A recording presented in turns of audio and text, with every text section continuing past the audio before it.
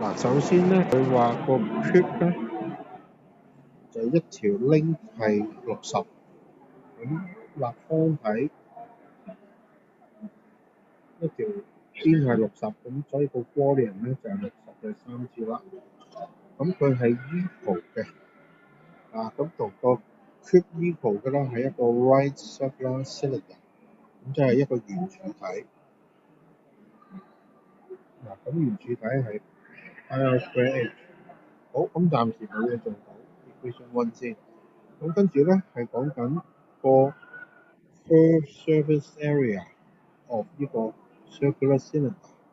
好啦，咁即係圓柱體嗰個 curve 嘅啫，咁即係 2πr_h 就會等於乜嘢啊 ？is equal to the total surface area of the cube。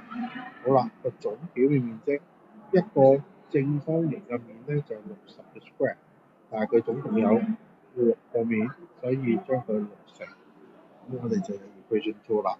咁跟住就其實好簡單，因為我哋只係需要計個 radius，咁就會係 equation 1 over equation 2啦。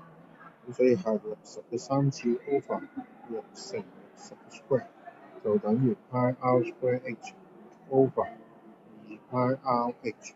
咁若減 h 啦，若減 pi 啦，若減個 r，咁將個2乘埋過去，咁所以咧就會 r 直接就可以撳計數機，60嘅3次除6乘60嘅 square，再乘翻2就會等於20，所以答案就係 A 啦。